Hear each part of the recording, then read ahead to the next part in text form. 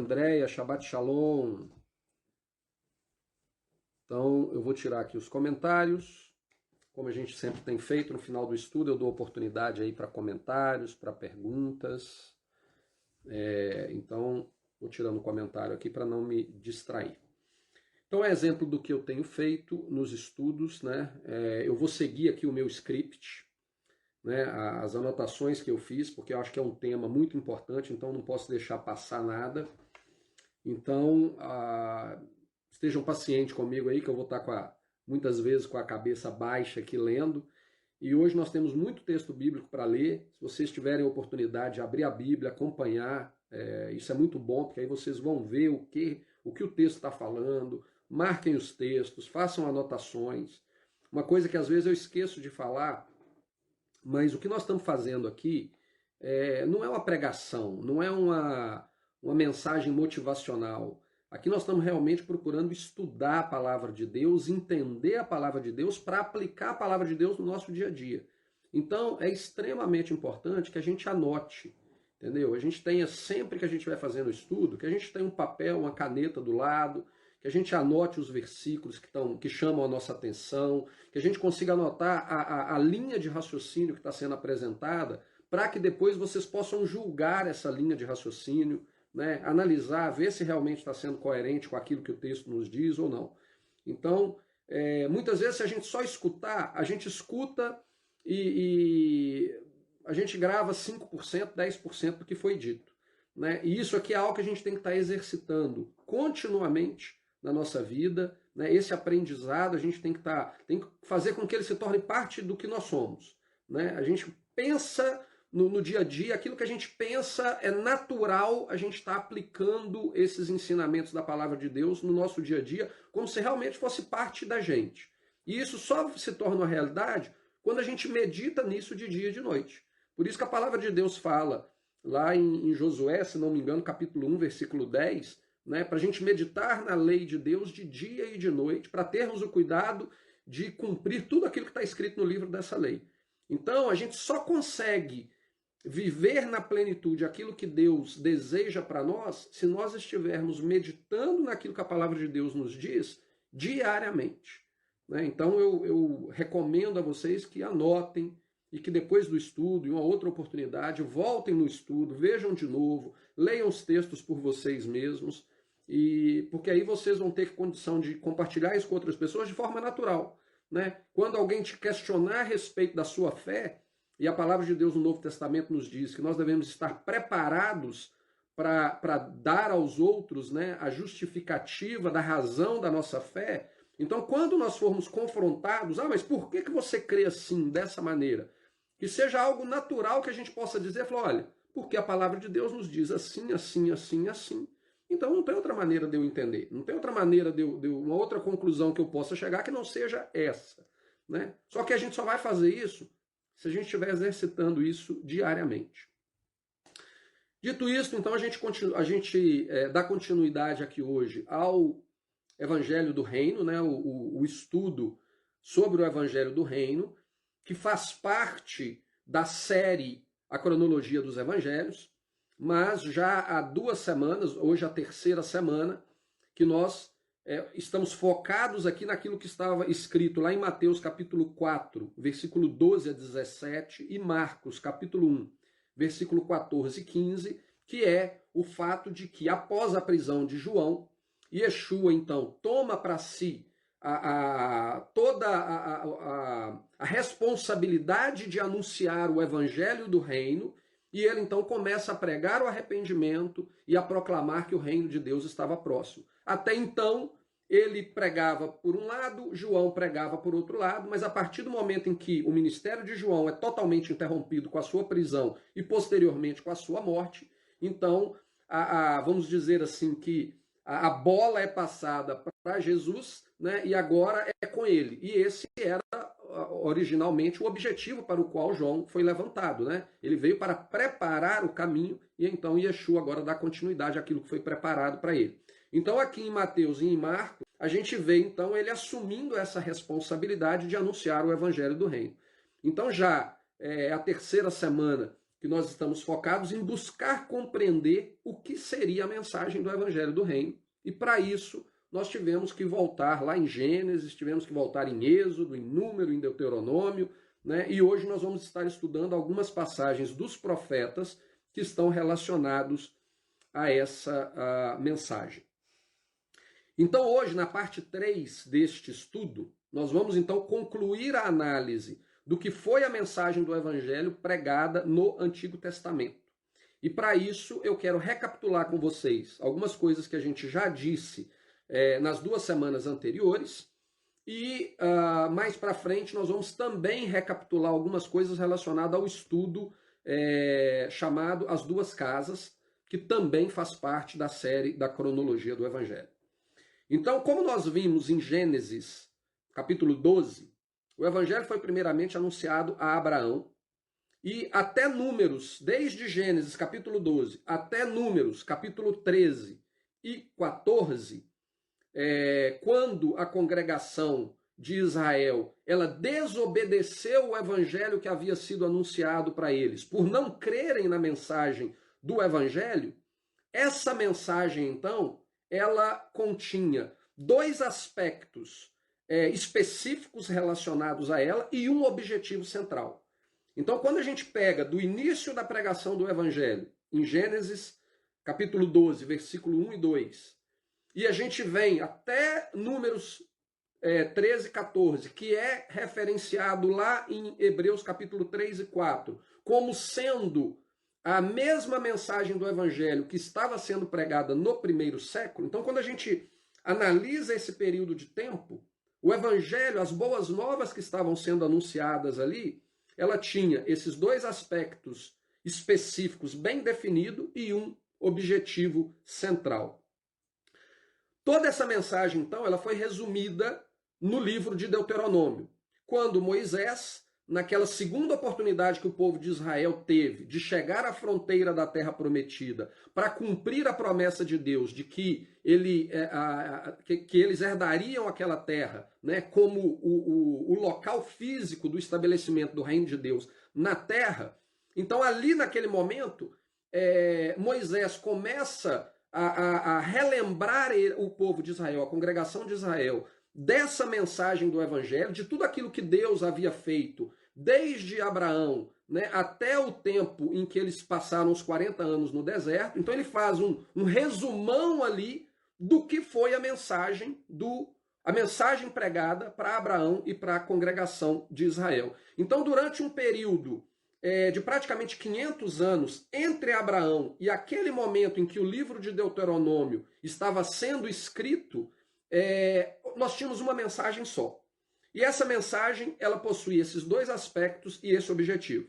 E o primeiro aspecto é: Jeová, como resultado da sua graça e misericórdia, agiria em favor do homem perdido para salvá-lo, fazendo dele um povo santo como ele é santo. Esse é o primeiro aspecto dessas boas novas que Deus anunciou para Abraão e depois anunciou para o povo de Israel no deserto. O segundo aspecto é: aqueles que foram escolhidos, libertos e salvos se comprometiam a andar em perfeição diante daquele que os salvou, cumprindo os estatutos e juízos contidos na Constituição que o próprio Deus instituiu para reinar sobre eles. Então, essas são as 2 características que formam a mensagem do Evangelho que foi anunciado para Abraão e para a congregação de Israel. E o objetivo era o estabelecimento de um reino de sacerdotes, uma nação santa, onde o próprio Deus seria seu rei, e eles seriam responsáveis por anunciar ao mundo a palavra do Deus verdadeiro, dando a possibilidade às pessoas de todas as nações de serem enxertadas neste reino, se tornando parte do povo escolhido e tendo acesso a todas as bênçãos que Deus preparou para aqueles que ele salvou. Em Êxodo 15, logo após a travessia do Mar Vermelho, Moisés, juntamente com toda a congregação de Israel, que, como nós sabemos, era formada por naturais e estrangeiros, eles entoam um cântico declarando as maravilhas de Deus em favor do seu povo. Então, a mensagem do Evangelho, ela tem esses dois aspectos, essas duas características, e ela tem esse objetivo, o estabelecimento deste reino, onde este reino proclamaria a verdade do único verdadeiro Deus às demais nações do mundo. Aqueles que crescem e se submetessem à autoridade desse Deus a eles então eram enxertados na nação, nesse reino, e eles passavam a ter os mesmos direitos, todas as bênçãos que Deus tinha preparado para o seu povo, mas eles também tinham as mesmas responsabilidades de andar em fidelidade e em perfeição diante de Deus. Então, o povo de Israel, ele sabia muito bem disso. E quando eles atravessam o Mar Vermelho e eles entoam esse cântico que está citado em Êxodo capítulo 15, isso deixa muito claro de que eles sabiam qual era o objetivo central de toda esse plano, esse projeto que Deus estabeleceu desde lá com Abraão. No versículo 17 e 18 de Êxodo capítulo 15, fica muito claro para a gente que Israel, que a congregação de Israel tinha convicção de qual era o propósito de Deus. O texto diz o seguinte: tu os introduzirás e os plantarás no monte da tua herança, no lugar que tu, ó Senhor, aparelhaste para a tua habitação, no santuário, ó Senhor, que as tuas mãos estabeleceram. O Senhor reinará eternamente e perpetuamente. Então, Êxodo capítulo 15, 17 e 18. Então, quem declarou que o Senhor, que Jeová, reinaria perpetuamente e eternamente sobre eles, foi o próprio povo. Essa congregação, essa grande eclesia, essa igreja daqueles que foram chamados para fora, que foram salvos por Deus do cativeiro do Egito, eles então declararam: nós sabemos que o Senhor estabelecerá o seu povo, aonde o Senhor prometeu aos nossos pais, e o Senhor reinará sobre nós eternamente. Apesar deles terem plena consciência de que o objetivo de Deus era reinar sobre eles eternamente, nós vimos ao final do episódio anterior que no desejo de se tornarem semelhante às outras nações da terra, eles rejeitaram o reinado de Deus sobre eles e escolheram, desejaram, preferiram que eles fossem governados por outros homens. O resultado, como já tinha sido previsto por Deus, é que o povo se desviaria dos seus caminhos, se tornando vítimas das maldições contidas em Deuteronômio 28, como a gente viu no episódio passado.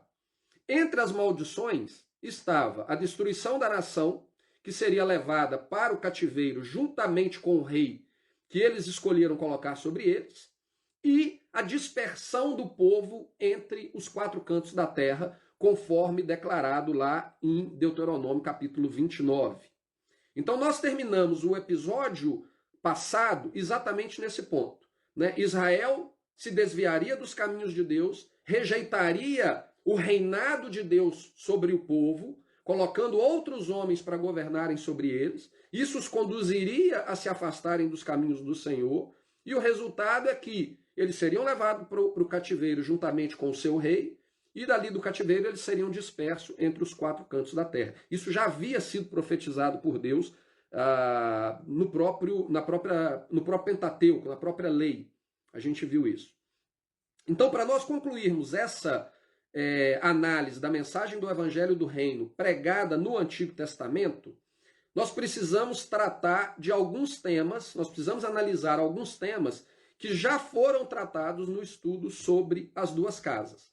Eu não vou entrar aqui em detalhe na análise dos textos, porque isso já foi feito no estudo às duas casas. Então, se você não assistiu o estudo às duas casas, eu recomendo que você vá no nosso canal do YouTube, chamado Tempo de Restaurar.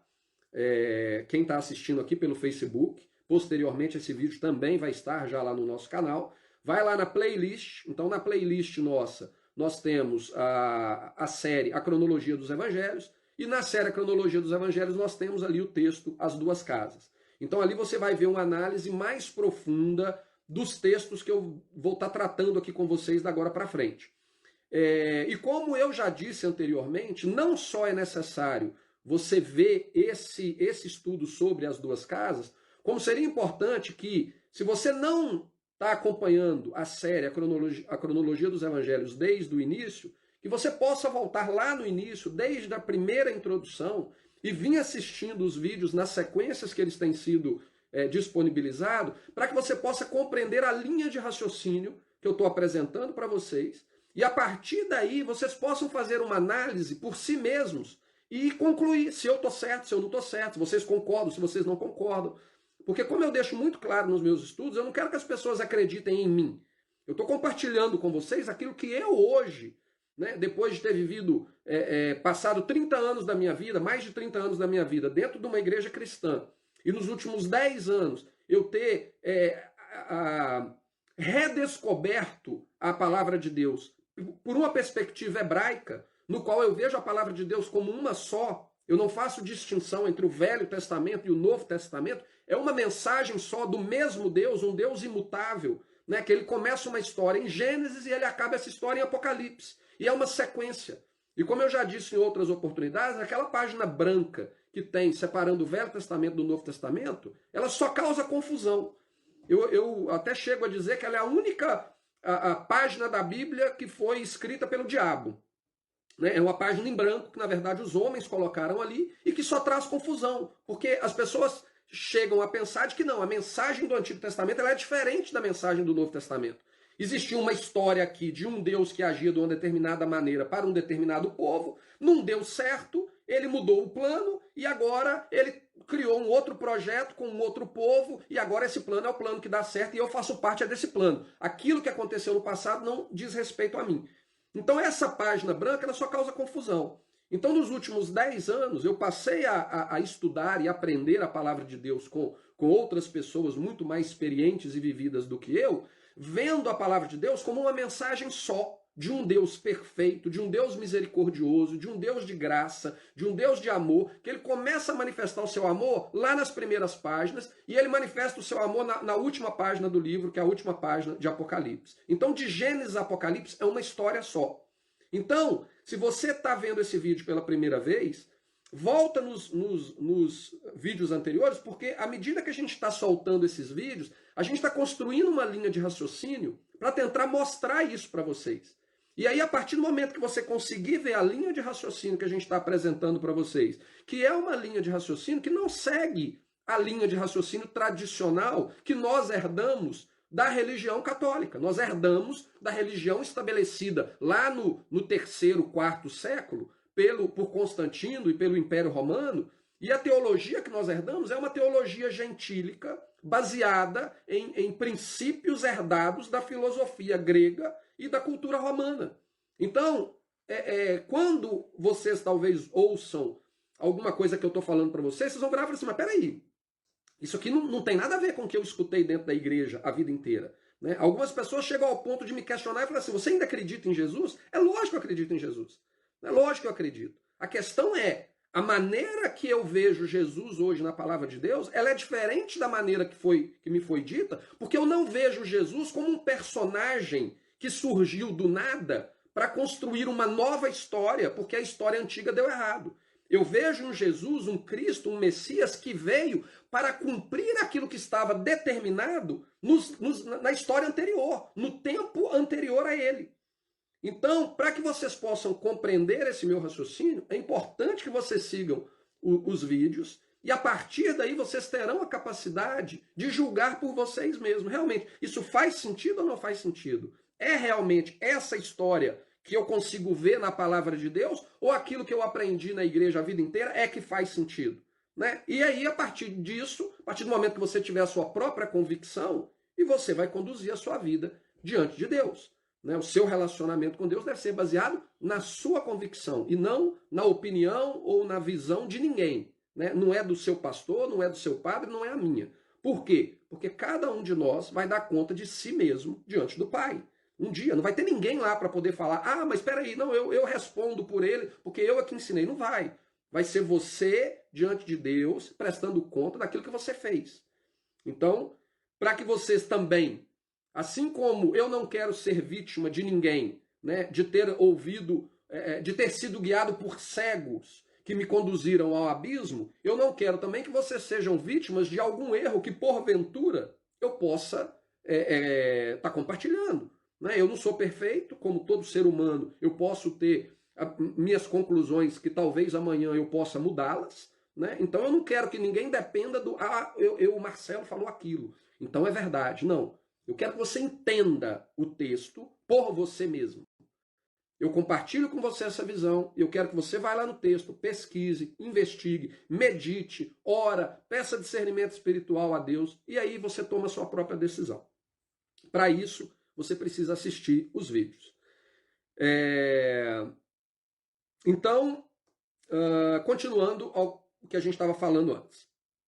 Tá? Só fiz esse parêntese aqui porque é importante que a gente entenda isso. Então a gente viu essa história, né, que Israel, então, ele rejeita o reinado de Deus sobre eles, escolhem um homem para reinar sobre eles, a consequência é aquilo que já havia sido profetizado lá em Deuteronômio capítulo 28 e Deuteronômio capítulo 29. A destruição da nação e a dispersão da nação nos quatro cantos da terra. Quando a gente vai, então, dentro de alguns temas que a gente já tratou lá no estudo sobre as duas casas, a gente sabe que Israel, como uma nação única, unificada, ela só foi governada por 3 reis: Saul, Davi e Salomão. Talvez vocês não saibam disso. Eu, sinceramente, durante toda a minha vida dentro da igreja, isso não foi tratado de uma maneira clara para mim e, portanto, eu não fazia muita ideia a respeito disso. A gente às vezes ouve, né? O rei de Judá, o rei de Israel. Mas peraí, rei de Judá e rei de Israel é a mesma coisa. Eu, para mim, pelo menos, achava que era a mesma coisa. Mas não é. Israel ele foi governada como nação de Israel unificada, todas as tribos unificadas, apenas por Saul, Davi e Salomão. Depois do reinado de Salomão, Israel foi dividido em 2 reinos. O reino do sul, que era formado por 2 tribos, a tribo de Judá e a tribo de Benjamim, e era chamado de a casa de Judá, e o reino do norte, que era chamado de a casa de Israel, que era formado pelos demais, as 10 tribos restantes. Esses 2 reinos, portanto, eles foram governados por reis diferentes. Então, de Salomão, a partir de Salomão, nós não temos mais um mesmo rei reinando sobre esses 2 grupos. Na verdade, esses grupos, em determinado momento da história, eles chegaram a guerrear entre eles. A casa de Israel chegou a guerrear contra a casa de Judá, se unindo a inimigos e etc. Nós temos também na história de Israel profetas que foram levantados no Antigo Testamento, que eles eram especificamente instruídos por Deus para tratar dos problemas e dos pecados de um reino específico. Então, quando você ouve lá falar dos profetas maiores, dos profetas menores, também a impressão que muitas vezes as pessoas têm é de que esses profetas vieram para a nação de Israel como um todo. E isso não quer dizer que é absolutamente verdade. Em alguns momentos, eles eram especificamente para a casa de Israel ou para a casa de Judá. E mesmo aqueles profetas que foram enviados para ambas as casas, existem profecias que são exclusivas para uma e outra profecia exclusiva para outras. A gente precisa entender isso para compreender a história bíblica. Então, dividiram nesses 2 reinos e, como Deus já havia profetizado, já havia previsto, esses reinos terminariam no cativeiro. Então, o reino do norte, chamado Casa de Israel, ele foi levado para o cativeiro da Síria por volta de 721 a.C. E nunca mais retornou de lá como povo ou nação. Jamais retornaram como povo ou nação. Lá eles foram assimilados pelos gentios e foram espalhados pelos 4 cantos da terra. Eles perderam a sua identidade e, na verdade, eles, como nós vamos ver aqui em alguns textos bíblicos, eles deixaram de ser considerados pelo próprio Deus como sendo o povo dele. Eles foram espalhados, foram disseminados e acabou. Vocês não são mais o meu povo. O reino do sul, chamado Casa de Judá, foi levado para o cativeiro babilônico por volta de 580 a.C., de onde retornaram e reestabeleceram o reino 70 anos depois, para continuarem a cumprir o propósito que Deus ainda tinha para eles, que era a vinda do Messias através da casa de Judá. Porém, eles retornaram para a terra, mas eles não retornaram plenamente para Deus. E isso está descrito pelo profeta Oséias e pelo profeta Jeremias, como nós vamos ver aqui. Oséias capítulo 1, versículo 1 a 9, nos diz assim: Palavra do Senhor que foi dirigida a Oséias, filho de Beeri, nos dias de Uzias, Jotão, Acás, Ezequias, reis de Judá, e nos dias de Jeroboão, filho de Joás, rei de Israel. O princípio da palavra do Senhor por meio de Oséias. Disse, pois, o Senhor a Oséias: vai, toma uma mulher de prostituição e filhos de prostituição, porque a terra certamente se prostituiu, desviando-se do Senhor. Foi, pois, e tomou a Gomer, filha de Diblaim, e ela concebeu e lhe deu um filho.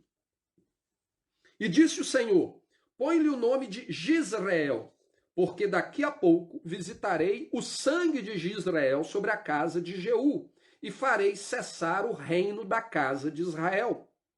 E naquele dia quebrarei o arco de Israel no vale de Jizreel. E tornou ela a conceber, e deu à luz uma filha. E Deus disse-lhe: põe-lhe o nome de Lo-Ruama, porque eu não tornarei mais a compadecer-me da casa de Israel, mas tudo lhe tirarei. Então aqui, lá no início, o texto já deixa claro que existe uma profecia para a casa de Israel e uma profecia para a casa de Judá. E para a casa de Israel aqui ele fala: olha, eu vou tirar absolutamente tudo deles. Eu vou tirar tudo deles. Eu não vou me compadecer deles. Mas da casa de Judá me compadecerei e o salvarei pelo Senhor seu Deus, pois não o salvarei pelo arco, nem pela espada, nem pela guerra, nem pelos cavalos, nem pelos cavaleiros. Então, eu tenho um problema com ambas, mas a casa de Israel eu vou tirar tudo deles. A casa de Judá eu ainda vou restaurá-los. Eu vou restaurá-los. Mas nós vamos ver aqui que eu vou restaurá-los, mas não vai adiantar muita coisa. E depois de haver desmamado a Lo-Ruama, concebeu e deu à luz um filho. E Deus disse: põe-lhe o nome de Lo-Ami, porque vós não sois meu povo, nem eu serei o vosso Deus. Então aqui ele fala claramente à casa de Israel, aquela que seria tudo tirado dela, e ele fala: vocês não são mais o meu povo, e eu não sou mais o seu Deus. A gente viu nos estudos anteriores que na mensagem do evangelho que foi anunciada a Abraão e que foi anunciada à congregação de Israel, um dos pontos centrais ali daquela mensagem era justamente que o povo se comprometendo a andar em fidelidade aos estatutos e juízos de Deus, então Jeová seria o Deus deles e eles seriam o povo de Jeová, um sacerdócio real, uma nação santa. E aqui no profeta Oséias, depois de séculos de desobediência e de rebelião contínua da casa de Israel, Deus chega ao ponto de virar para eles e falar: olha, vocês não são mais o meu povo e eu não sou mais o seu Deus. Então isso é algo muito sério, o ponto que chegou o relacionamento da casa de Israel com o seu Deus. Em um determinado momento, em Oséias 2, versículo 1 e 2, e Jeremias 3, versículo 8, Deus chega a dizer que ele deu carta de divórcio à casa de Israel devido sua perseverança em viver na prática da prostituição e o adultério espiritual. Oséias 2, versículo 1 e 2. Dizei a vossos irmãos, a mim e a vossas irmãs, Ruama, contendei com vossa mãe, contendei, porque ela não é minha mulher e eu não sou seu marido. E desviei ela a sua prostituição da sua vista e os seus adultérios de entre os seus seios. Então aqui o Senhor deixa claro: olha, avisa para sua mãe que ela não é mais a minha mulher e eu não sou o marido dela mais. E a gente vai ver o que isso significa aqui em Jeremias, capítulo 3, versículos 6 a 10. Disse mais o Senhor nos dias do rei Josias: viste o que fez a rebelde Israel? Ela foi a todo o monte alto e debaixo de toda a árvore verde, e ali andou prostituindo-se. E eu disse: depois que fizer tudo isso, voltará para mim. Mas não voltou. E viu isto a sua aleivosa irmã Judá. E vi que por causa de tudo isto, por ter cometido adultério a rebelde Israel, a despedi e lhe dei a sua carta de divórcio. Que a aleivosa Judá, sua irmã, não temeu, mas se foi e também ela mesma se prostituiu. E sucedeu que pela fama da sua prostituição contaminou a terra, porque adulterou com a pedra e com a madeira. E contudo, apesar de tudo isso, a sua leivosa irmã Judá não voltou para mim de todo o coração, mas falsamente, diz o Senhor. Então nós vimos lá em Oséias que ele fala que ele não se compadeceria de Israel, ele retiraria absolutamente tudo da casa de Israel, ao ponto de que a casa de Israel não seria mais nem considerada povo de Deus, porém, a casa de Judá ele se compadeceria. Por que ele se compadeceria? Porque a casa de Judá tinha um propósito, o propósito de trazer ao mundo a figura do Messias. Nós vamos estar tratando disso na semana que vem. Mas ela tinha ainda um propósito para cumprir. E para ela cumprir esse propósito, o Senhor teve que se compadecer dela, apesar de, como Jeremias nos diz aqui, ela não ter voltado para Deus de coração. Na verdade, ela continuou vivendo nas práticas da irmã, né, que se prostituiu, que cometeu pecados, que se afastou da lei de Deus, dos juízos e dos estatutos de Deus. Quando a gente vê esse cenário, a impressão que nos dá é que o plano de Deus falhou, né? A mensagem de boas novas, ou seja, o evangelho pregado a Abraão e à congregação de Israel no deserto, não se cumpriu conforme intencionado por Deus. Né? A impressão que dá é isso. Ele tinha prometido que ele ia construir um reino de pessoas santas, de pessoas perfeitas, que andariam em fidelidade diante dele, que anunciariam o nome dele aos quatro cantos do mundo, e na verdade esse povo não quis nada com ele, quebrou a lei dele, destruiu a aliança que existia, foram destruídas pelo próprio Deus, que os mandou para o cativeiro, então não deu certo. O plano não funcionou. Né? Essa é a impressão que nos dá. O profeta Ezequiel ele dá testemunho disso em Ezequiel 20, capítulo 1. Ele dá testemunho dessa realidade que tomou conta de Israel e ele fala o seguinte, Ezequiel 20, do versículo 1 ao versículo 7. E aconteceu no 7º ano, no 5º mês, aos 10 do mês, que vieram alguns dos anciãos de Israel para consultarem ao Senhor e assentaram-se diante de mim. Então veio a mim a palavra de Jeová dizendo, aqui não é o profeta dizendo, aqui é Jeová dizendo, filho do homem, fala aos anciãos de Israel e dize-lhes, assim diz Jeová, o seu Deus, vieste consultar-me, vivo eu que não me deixarei ser consultado por vós, diz o Senhor Deus. Porventura tu os julgarias? Julgarias tu o filho do homem? Notifica-lhes as abominações de seus pais. Então conta para eles o que os pais deles fizeram ao ponto que nós chegamos hoje. Ao ponto que o nosso relacionamento hoje é um relacionamento completamente destruído. Ao ponto de eu ter que dar carta de divórcio para minha esposa Israel e mandá-la embora. Ao ponto de eu me referir ao povo que eu escolhi para ser o meu povo, e eu virar para ele e falar com eles, vocês não são o meu povo e eu não sou o seu Deus. Conta para eles a história para que eles saibam o que nos trouxe, o que nos colocou nessa situação. Então lembra a eles as abominações que os pais deles cometeram. E disse-lhes, assim diz o Senhor Deus, no dia em que eu escolhi Israel, levantei a minha mão para a descendência da casa de Jacó e me dei a conhecer a eles na terra do Egito. Levantei a minha mão para eles, dizendo, eu sou o Senhor vosso Deus. Naquele dia levantei a minha mão para eles, para os tirar da terra do Egito, para uma terra que já tinha previsto para eles, a qual mana leite e mel, e é a glória de todas as terras. Então lhes disse, cada um lance de si as abominações dos seus olhos, e não os contamineis com os ídolos do Egito. Eu sou o Senhor, vosso Deus. Então, aqui, Jeová, através do profeta Ezequiel, ele declara para os líderes de Israel que vieram consultar ao Senhor, falando para ele, olha, teve uma época na história que eu, por mim mesmo, não foi por merecimento de vocês, não foi porque vocês são maravilhosos, perfeitos, guardam todos os meus mandamentos, mas porque eu escolhi amá-los, eu decidi tirá-los, eu me manifestei à descendência de Jacó para os tirar da terra do Egito. Essa foi uma escolha minha. Então isso mostra, uma das coisas que nos chama a atenção aqui nessa mensagem que o próprio Jeová está falando, é que a salvação ela veio de Deus. Essa história de que o Antigo Testamento, a lei era para o Antigo Testamento, e aí a salvação pela lei era no Antigo Testamento, e no Novo Testamento é a salvação pela graça. Isso é história. A salvação sempre foi fruto da graça e misericórdia de Deus, foi o agir de Deus em favor do homem. Israel nunca mereceu nada, Abraão nunca mereceu nada. É Deus quem escolheu salvar o homem.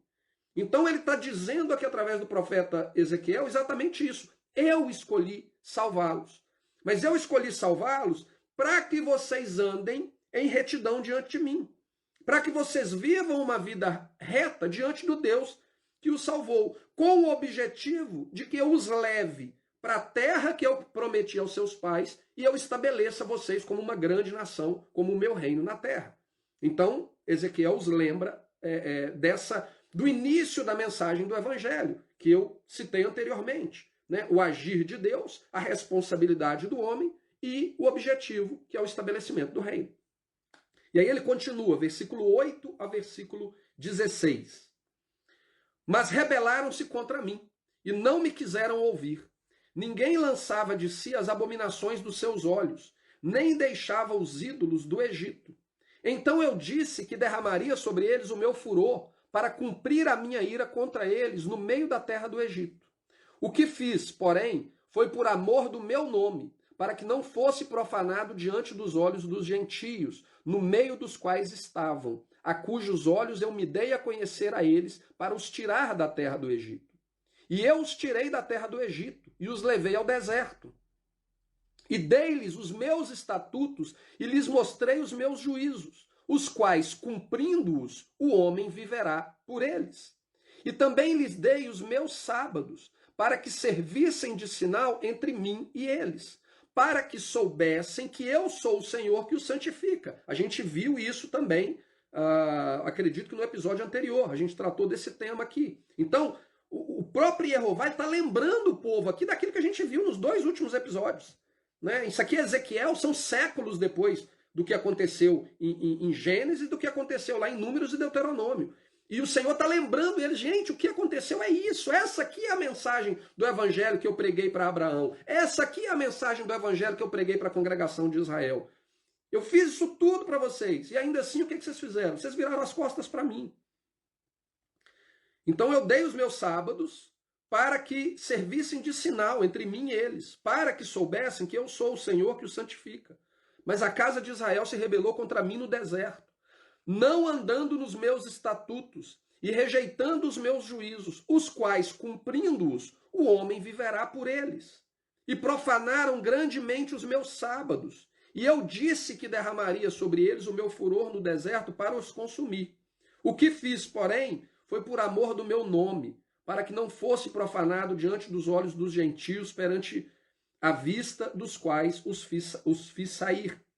Contudo, eu levantei a minha mão para eles no deserto, para não os deixar entrar na terra que lhes tinha dado, o qual mana leite e mel, e a glória de todas as terras.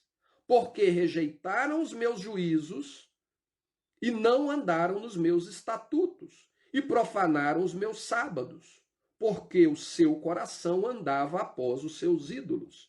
Então isso aqui é Ezequiel capítulo 20, versículo 8 a 16.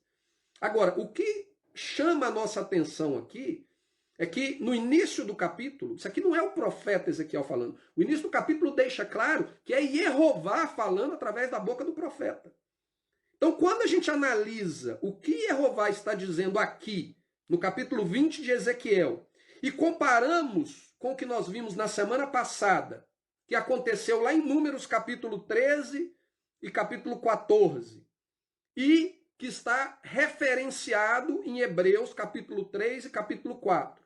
Quando a gente compara o que Jeová está falando aqui, fica claro que o motivo que levou Deus a não permitir que o povo entrasse na terra prometida, na primeira vez que eles chegaram ali na fronteira, não foi unicamente porque eles não confiaram na promessa de Deus em os capacitar para conquistar a terra, mas porque ele conhecia o coração rebelde e desobediente deles. Então, quando Hebreus fala que eles não entraram na terra prometida porque eles rejeitaram o evangelho que havia sido anunciado a eles, e Jeová, através de Ezequiel, fala o seguinte: vocês não entraram na terra porque rejeitaram os meus juízos, não andaram nos meus estatutos e profanaram os meus sábados, porque o seu coração andava após os seus ídolos. Então, a mensagem do evangelho, o próprio Deus está falando através do Ezequiel, de que a mensagem do evangelho é justamente os estatutos e juízos de Deus. É a aliança que Deus entregou para Israel no deserto, no Monte Sinai. Aquela aliança, ela continha a promessa do reino e a responsabilidade do povo em andar em submissão à Constituição, ou seja, a lei que Deus estabeleceu para governar o seu reino. Então, quando a gente analisa unicamente o que aconteceu lá em Números, capítulo 13 e capítulo 14, a gente não tem uma visão plena, completa, do que estava na mente de Jeová, na mente de Deus, que o levou a não permitir o povo a entrar. Ele não permitiu unicamente porque o povo ficou com medo, né? Porque o povo não creu que ele era poderoso para poder dar a eles a vitória contra aqueles gigantes. Segundo aquilo que o profeta Ezequiel está nos dizendo aqui, ele não deixou entrar porque ele conhecia o coração deles, sabia da infidelidade deles no que diz respeito a guardar os juízos, os estatutos, abrir mãos dos seus ídolos e santificar o sábado. Isso é muito sério. Se essa é a mensagem que, segundo Hebreus capítulo 4, foi anunciada no deserto, então essa também é a mensagem que foi anunciada no primeiro século. Porque Hebreus capítulo 4 fala que a mesma pregação do evangelho que foi anunciada a eles, foi anunciada a nós. Isso aqui é a palavra de Jeová, não é a palavra de Ezequiel. Então é muito importante que a gente tenha isso muito claro na nossa mente.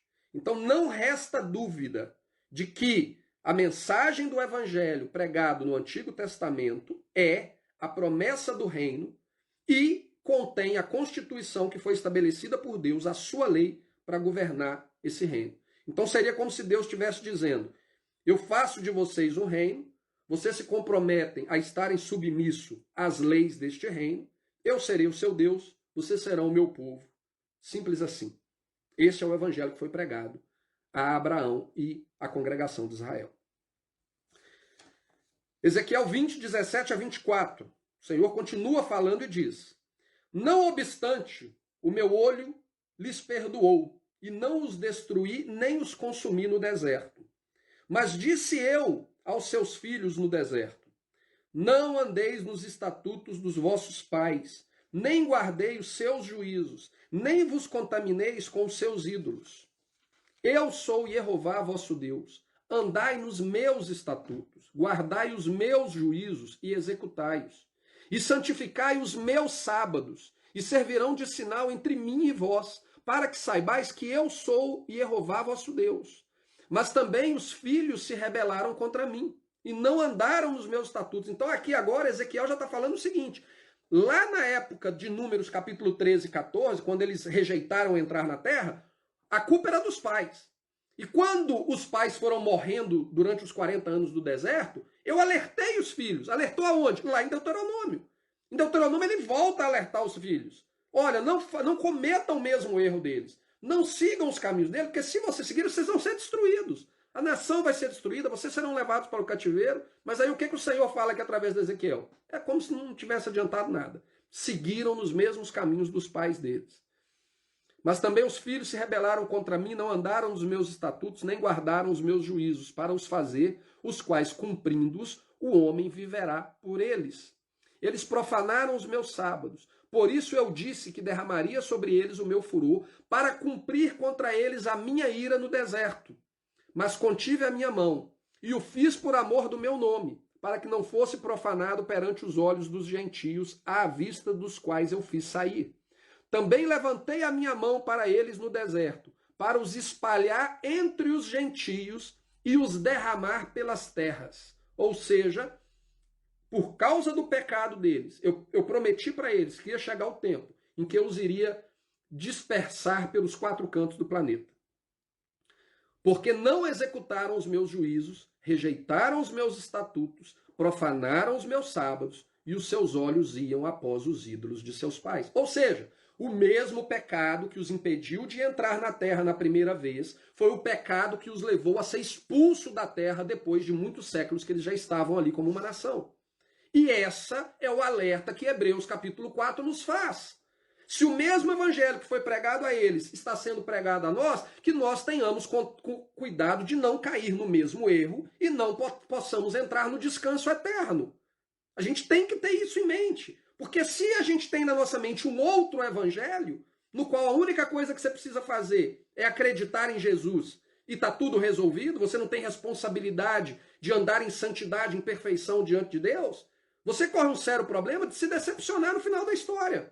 E eu não estou falando com isso que o sangue de Cristo não é suficiente para te salvar. Ele é suficiente para te salvar. Agora, a partir do momento em que você é salvo, assim como o poder de Deus foi suficiente para salvar Abraão e foi suficiente para salvar Israel do Egito, o próprio poder de Deus estabeleceu que, se você não andar em submissão diante dos estatutos e juízos de Deus, a terra te vomita e você não vai herdar a promessa.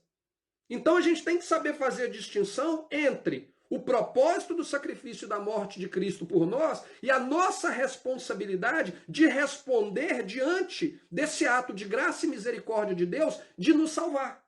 A gente tem esse papel a ser cumprido. Essa é a história desde o início.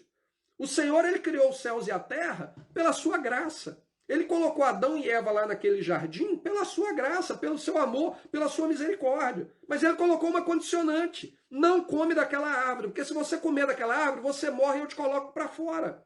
É uma mesma história. É a mesma história o tempo inteiro. Deus age pela graça, pela misericórdia, mas a partir do momento em que ele age ao nosso favor, ele espera algo de nós. E se nós não retribuirmos, é porque nós não cremos nele. O ato de Adão e Eva foi porque faltou fé a eles na palavra de Deus. E eles se deixaram seduzir pela palavra da serpente. O ato de Israel de ter se corrompido é porque não creram na palavra dele. Creram da boca para fora, mas na prática não creram. Como diz Tiago, a fé sem obras é morta. E é isso que a palavra de Deus nos ensina desde Gênesis até Apocalipse. É uma história só.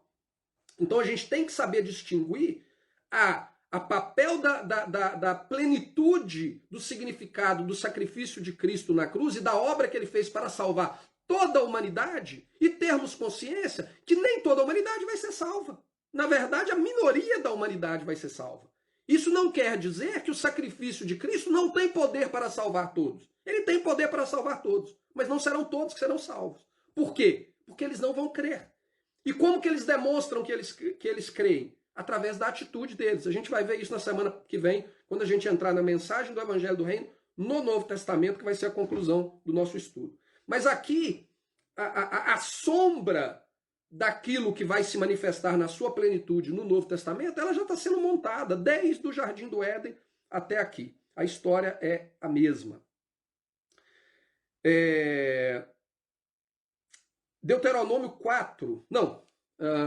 Aqui Jeová lembra ao povo aquilo que ele já havia previsto e anunciado lá em Deuteronômio 29. Né? Os espalhar entre os gentios e os derramar pela terra. Apesar de parecer que tudo deu errado, não é bem assim. Durante todo esse tempo, Deus estava em controle. Ele tinha consciência da natureza rebelde que dominava o ser humano e os conduziria repetidas vezes a se afastar dele. E já havia estabelecido desde o princípio um plano para solucionar este problema de uma vez para todas. E isso já estava profetizado lá mesmo no início do livro de Deuteronômio, que, como foi falado na semana passada, né, é um resumão dessa mensagem do Evangelho que foi anunciada aqui no Velho Testamento. Né? Então, em Deuteronômio, capítulo 4, versículo 25 a 31, o Senhor ele já dava sinal de que ele sabia o que iria acontecer, mas ele também anuncia que ele já tinha um plano para cumprir a promessa que ele fez para Abraão, independente da rebeldia e do merecimento do próprio povo de ser destruído. Mas ele já tinha um plano para resolver isso tudo. Deuteronômio 4, 25 a 31 diz o seguinte: Quando, pois, gerardes filhos e filhos de filhos, e vos envelhecerdes na terra, e vos corromperdes, e fizerdes alguma escultura semelhante de alguma coisa, e fizerdes o que é mal aos olhos do Senhor teu Deus para o provocar a ira, hoje tomo por testemunha contra vós o céu e a terra, que certamente logo perecereis da terra, o qual passais o Jordão para possuir. Não prolongareis os vossos dias nela, antes serei de todo destruídos. E o Senhor vos espalhará entre os povos, e ficareis poucos em números entre as nações às quais o Senhor vos conduzirá. E ali servireis a deuses que são obras de mãos de homens, madeira e pedra, que não veem, nem ouvem, nem comem, nem cheiram. Então ali buscareis o Senhor teu Deus e o acharás, quando o buscardes de todo o teu coração e de toda a tua alma. Quando estiverdes em angústia e todas estas coisas te alcançarem, então nos últimos dias voltarás para o Senhor teu Deus e ouvirás a sua voz, porque o Senhor teu Deus é Deus misericordioso e não te desamparará, nem te destruirá, nem se esquecerá da aliança que jurou aos seus pais. Então, Jeová, ele tinha plena consciência de que a promessa que ele fez para Abraão, Abraão cumpriu o papel dele. E por Abraão ter cumprido o papel dele, Jeová, ele tinha feito um juramento de que ele cumpriria o seu papel. E independente da atitude dos descendentes de Abraão, ele traria uma solução para esse problema e ele cumpriria a promessa que foi feita do evangelho, que foi feita para Abraão lá em Gênesis capítulo 12. Alguns pontos que a gente precisa destacar nesse texto aqui de Deuteronômio 4, 25 a 31. Jeová usa os céus e a terra como testemunha diante do povo. A gente vai ver isso mais para frente, ele usando isso, e o próprio Jesus usando isso no Novo Testamento. O povo seria espalhado entre os gentios e se tornariam como os gentios, adorando os mesmos deuses. Ou seja, o povo ia perder tanto a sua identidade que você não conseguiria mais distinguir entre quem é um descendente de Israel ou quem é um gentio nascido, sei lá na Babilônia, lá em Roma, lá na Grécia. Você olhando, você já não teria mais como saber. Por quê? Porque eles adorariam a mesma coisa, eles se submeteriam às mesmas abominações, mas dentro deles estaria ali uma chamazinha, que um dia essa chama ia acender. E quando essa chama acendesse, eles iam saber que eles pertencem a algo diferente. E então eles buscariam o Senhor, vivendo aquela realidade em que eles estavam, adorando a falsos deuses, adorando um sistema, seguindo um sistema religioso abominável a Deus, mas eles seriam despertos para retornar para o Deus verdadeiro. Então, quando eles fizessem isso, o Senhor estaria pronto para perdoá-los e para restaurá-los, para cumprir a promessa feita sobre juramento aos pais, a Abraão, Isaque e Jacó, a promessa do estabelecimento do reino. Em Deuteronômio 30, na conclusão do resumo que é o livro de Deuteronômio, ele nos fala o seguinte, e aqui a gente vai ler todo o capítulo de Deuteronômio 30.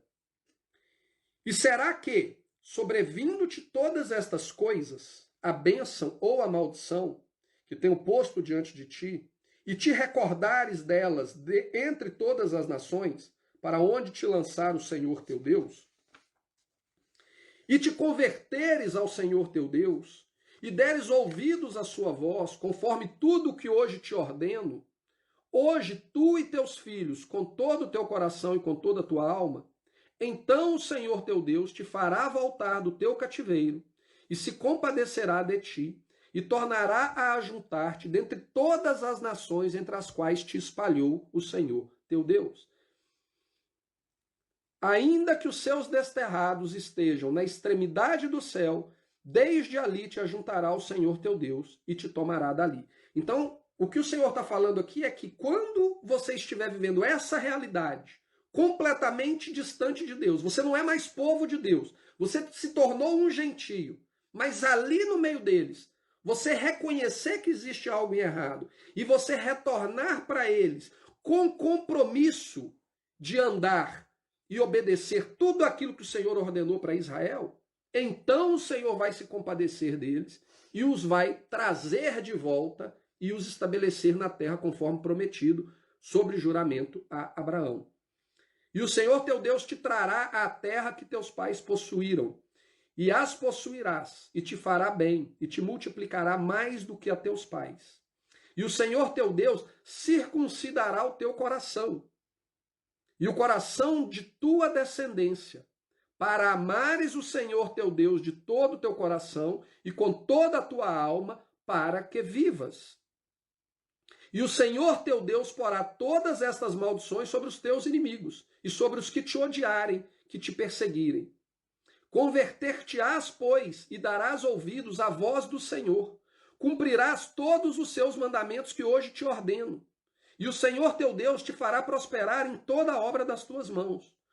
No fruto do teu ventre, e no fruto dos teus animais, e no fruto da tua terra para o seu bem, porquanto o Senhor tornará a alegrar-se em ti para te fazer bem, como se alegrou em teus pais.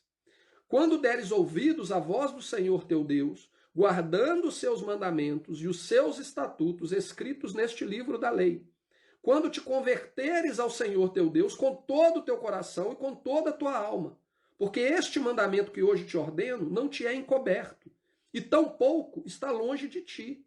Não está nos céus para dizeres, quem subirá por nós aos céus, que nos traga e nos faça ouvir, para que o cumpramos? Nem tampouco está além do mar, para dizeres, quem passará por nós além do mar, para que nos traga e nos faça ouvir, para que o cumpramos?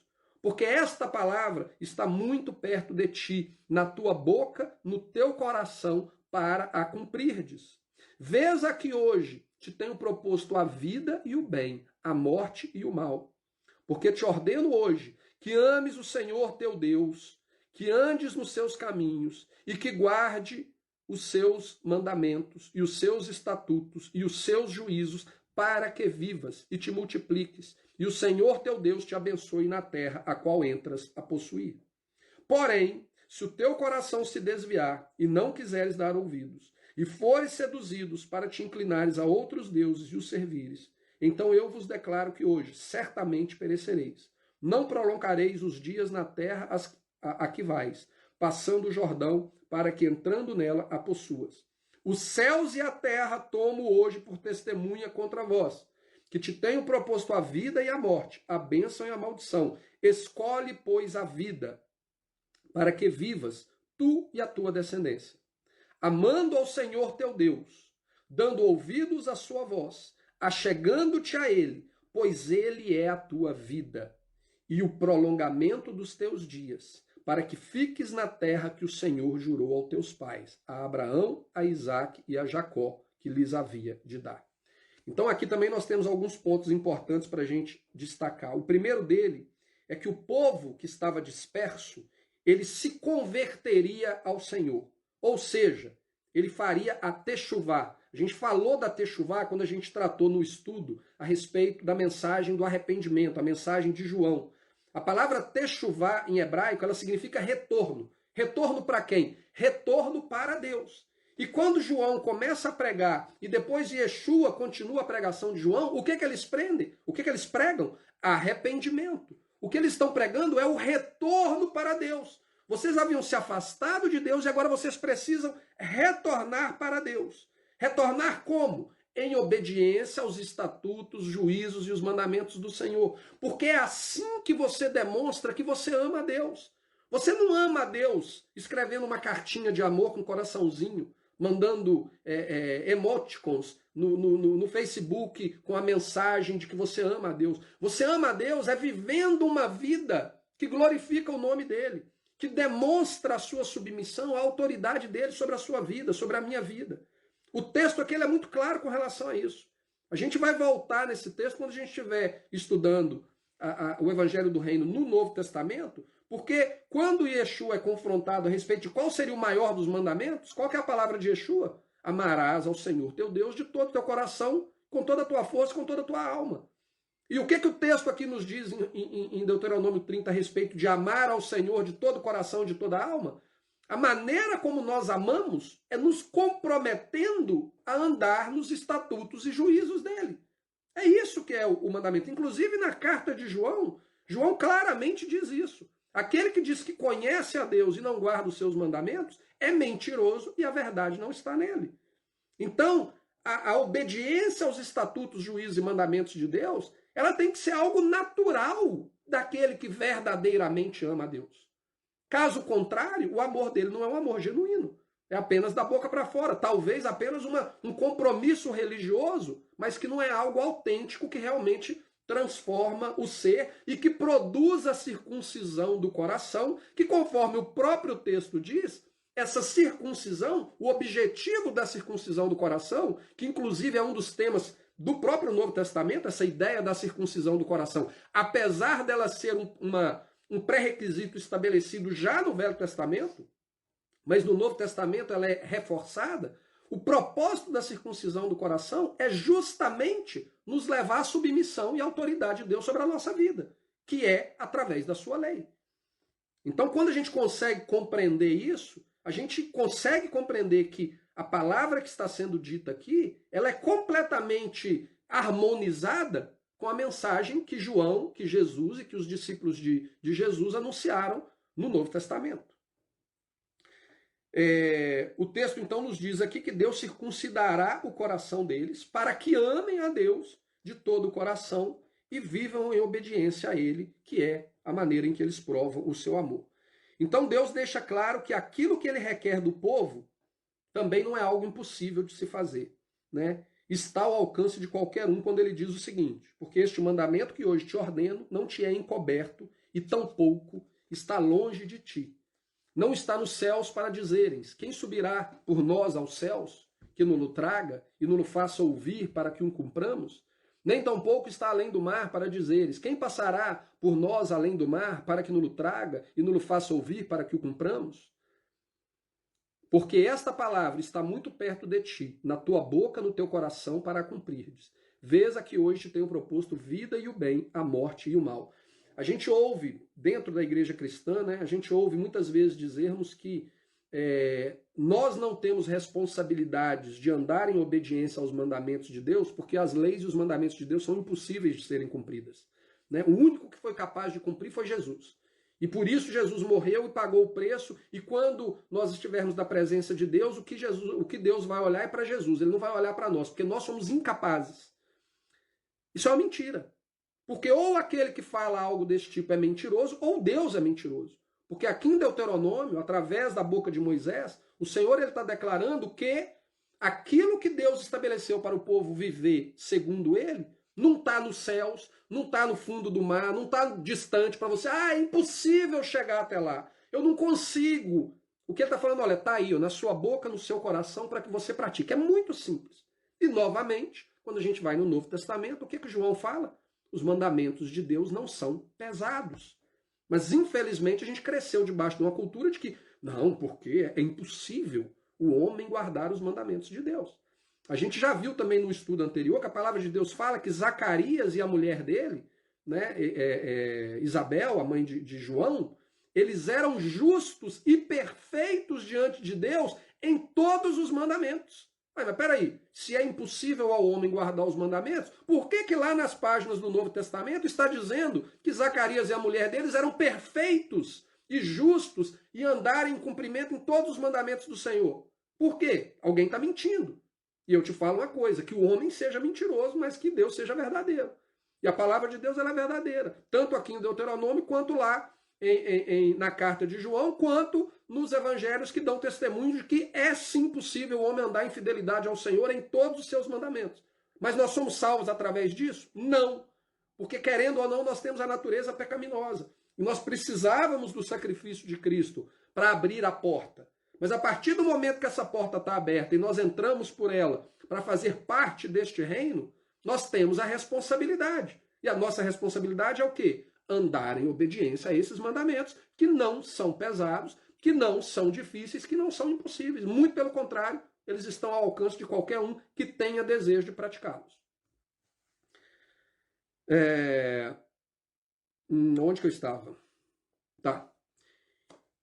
Então, Jeová os levará de volta à terra. A promessa é que uma vez que eles se arrependam, uma vez que eles retornem, uma vez que eles circuncidem os seus corações, obedeçam, escolham viver uma vida em obediência e submissão aos seus estatutos, à constituição do reino, à sua lei, ele então os levará de volta para a terra, restaurará o reino, conforme determinado no evangelho anunciado a Abraão, Isaque e Jacó e a toda a congregação de Israel no deserto.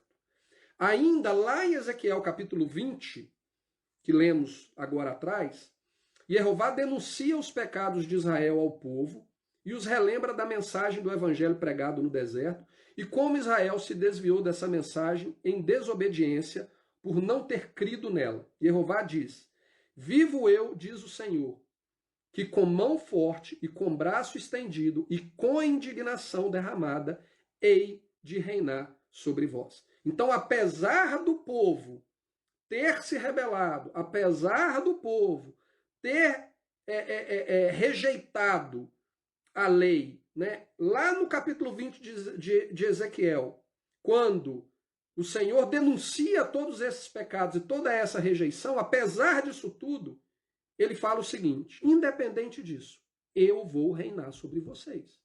Aquilo que eu prometi, eu vou cumprir. A aliança que eu fiz com Abraão, com seus pais, eu vou levar ela a cumprimento de uma maneira ou de outra. E como nós veremos na semana que vem, para eles, naquela época, era um mistério.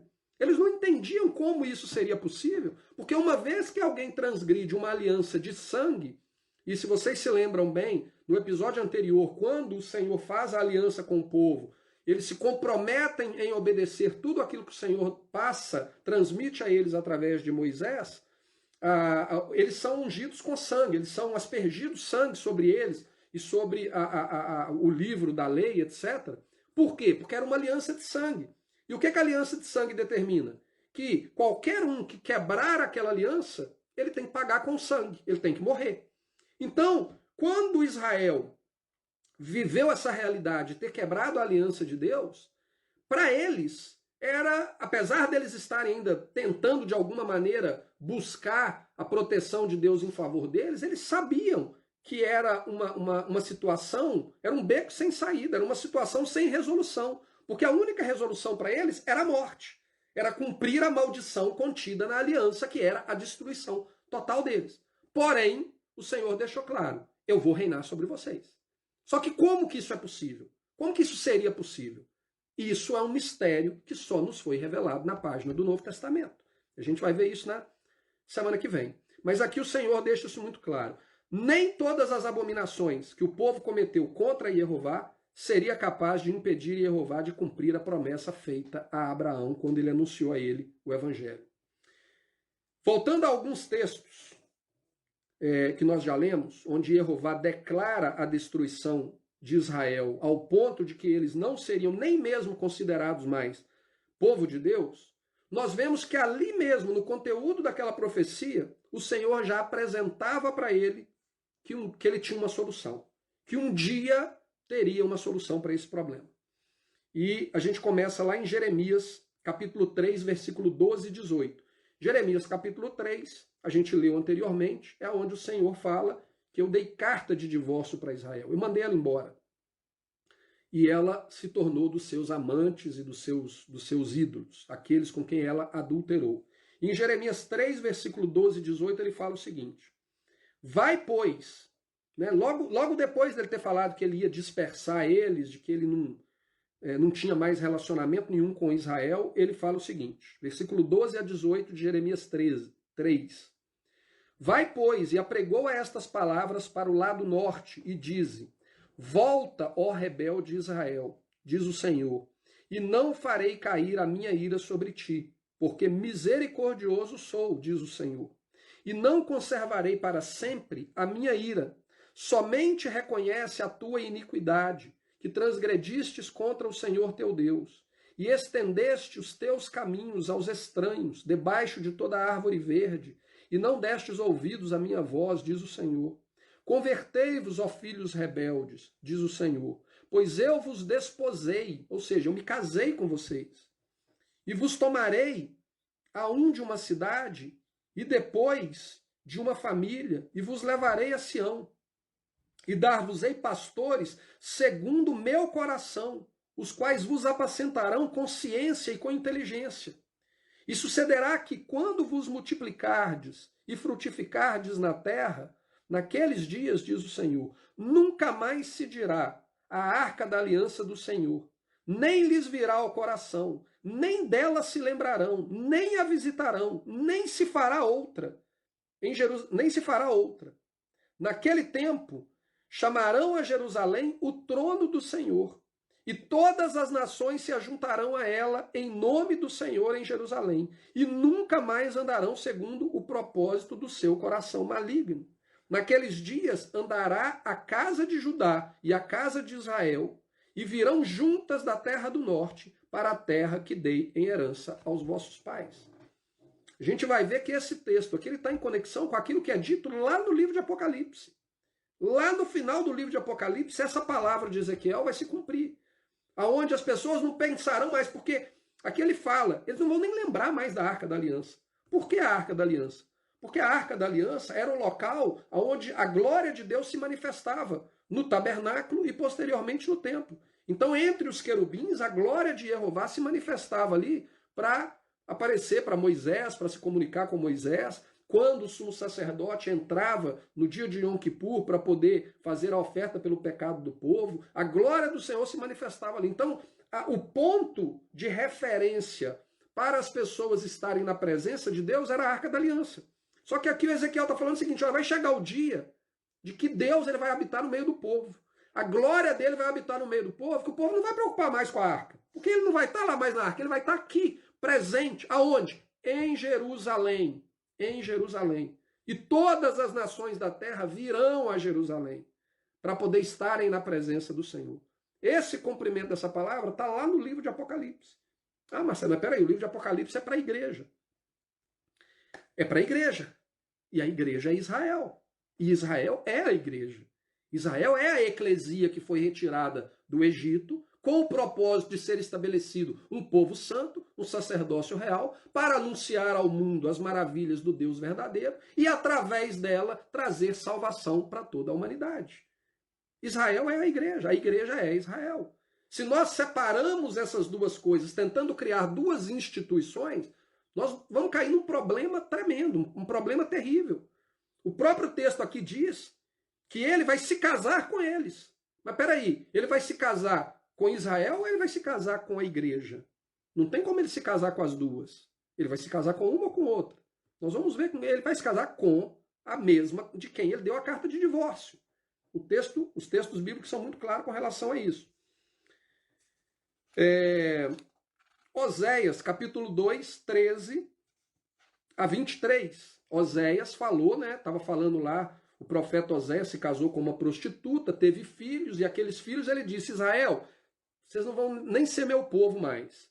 Eu vou arrancar tudo de vocês. Eu ainda vou ter misericórdia de Judá durante um tempo. Mas nós sabemos que logo depois que Judá cumpriu o propósito da primeira vinda do Messias, o que aconteceu com a casa de Judá? Também foram dispersas pelos quatro cantos da terra, por 2000 anos quase. E agora eles estão de volta por quê? Porque eles têm um propósito também para o retorno do Messias, a segunda vinda do Messias. Mas eles também foram dispersos. Então, lá em Oséias, que fala que, olha, vocês não serão meu povo, eu vou arrancar tudo de vocês, o capítulo seguinte de Oséias, ele diz o seguinte, castigá-la-ei pelos dias dos Balaíns, nos quais lhes queimou incenso, e se adornou dos seus pendentes e das suas joias, e andou atrás de seus amantes, mas de mim se esqueceu, diz Jeová. Portanto, eis que eu a trairei, e a levarei para o deserto, e lhe falarei ao coração. E lhe darei as suas vinhas dali, e o vale de Acor, por porta de esperança. E ali cantará, como nos dias da sua mocidade, e como no dia em que subiu à terra do Egito. E naquele dia, diz o Senhor, tu me chamarás meu marido, e não mais me chamarás meu Senhor. E da sua boca tirarei os nomes dos Balaíns, e não mais se lembrará deste nome. Então vocês lembram que anteriormente ele falou o seguinte, ela não é minha mulher e eu não sou o marido dela. Desculpa.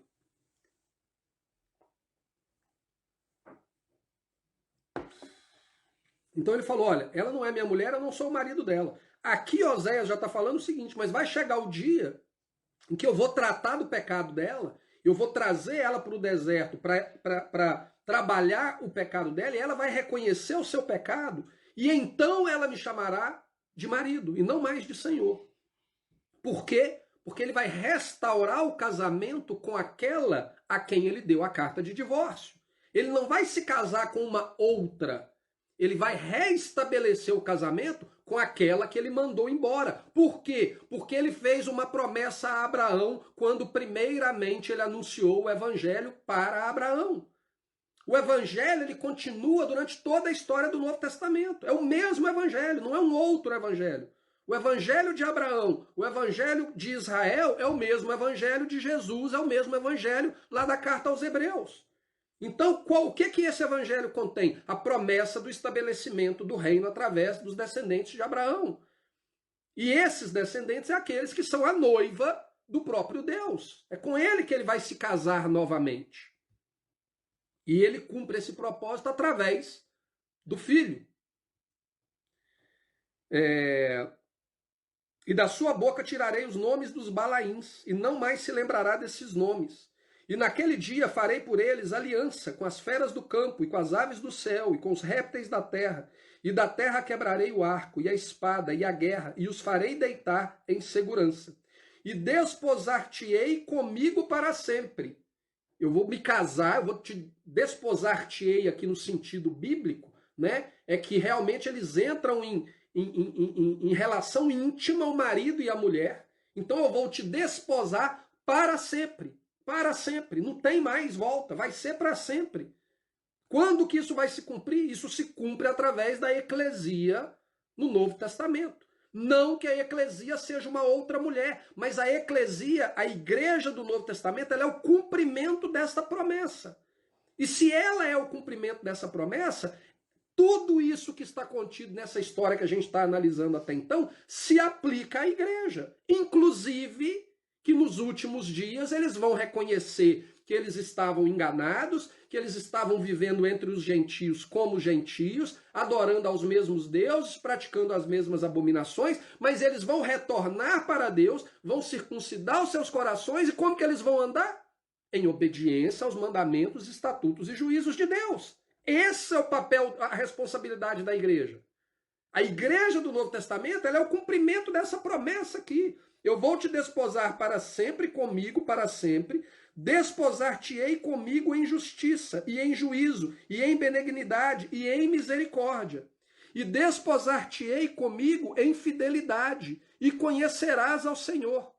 E acontecerá naquele dia que eu atenderei, diz o Senhor, eu atenderei os céus, e estes atenderão a terra. E a terra atenderá ao trigo, e o mosto, e ao azeite, e este atenderão a Jezreel. E semeá-la-ei para mim na terra, e compadecer-me-ei dela, que não obteve misericórdia. Então vocês lembram o que ele falou lá, eu não vou ter misericórdia de Israel. Mas aqui agora ele fala, aquele de quem eu não tive misericórdia, eu vou voltar a ter misericórdia dele. E eu direi àquela que não era meu povo. Aquele que ele disse, você não é mais meu povo, ele vai dizer para ele, tu és meu povo. E ele dirá, tu és meu Deus. Então aqui o Senhor já estava prometendo que ele vai cumprir a promessa do evangelho anunciado a Abraão e à congregação de Israel. E como que ele cumpre isso? Através da igreja. Ah, então quer dizer que a igreja é uma outra entidade, é o plano B, o plano A não funcionou, jogou no lixo. Não, a igreja é a continuidade de Israel. Ela é Israel. O termo igreja, ele simplesmente significa um agrupamento do povo, o ajuntamento do povo. Simplesmente isso. Não quer dizer que é uma outra coisa. É Israel. É o Israel de Deus. Não é um outro Israel. É o Israel fiel. É o remanescente que o apóstolo Paulo fala. Essa é a igreja. E ela vai cumprir nela a promessa que está escrita aqui nas páginas de todos os profetas do Antigo Testamento. E ela vai ter a responsabilidade de cumprir a sua parte nesse projeto. Qual que é a sua parte? Andar em fidelidade ao Senhor, guardando os seus juízos, seus estatutos, os seus mandamentos.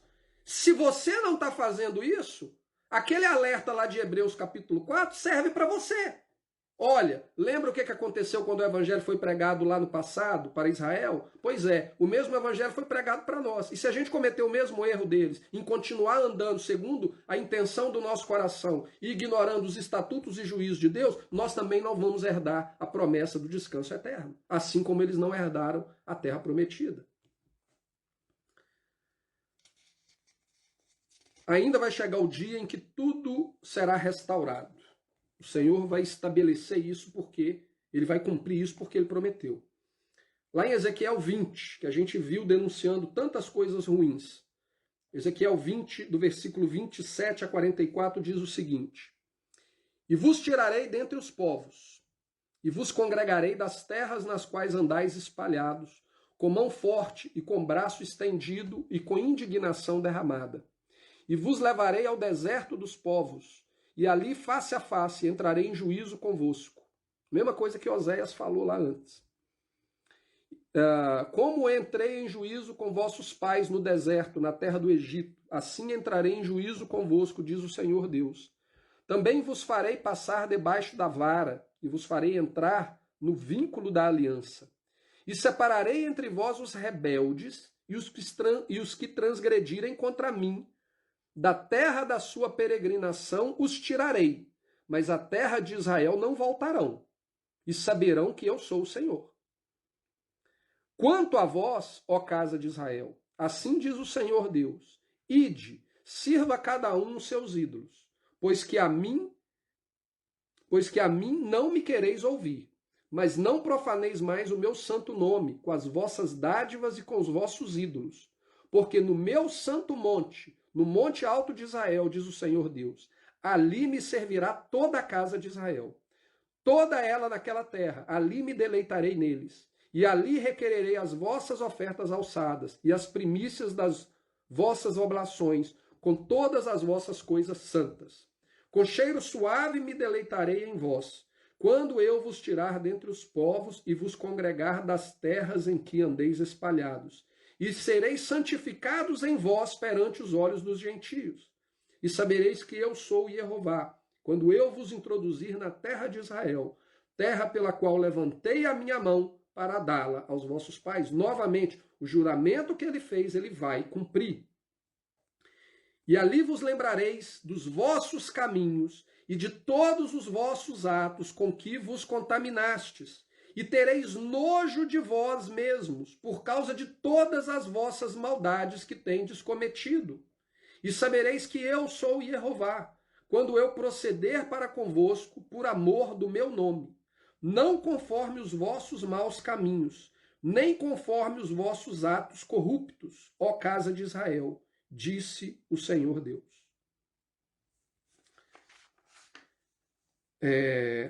O texto acima deixa claro que aqui o processo de restauração do reino levará o povo a refletir sobre aquilo que eles praticaram contra a aliança feita com Jeová, e eles terão nojo deles mesmos.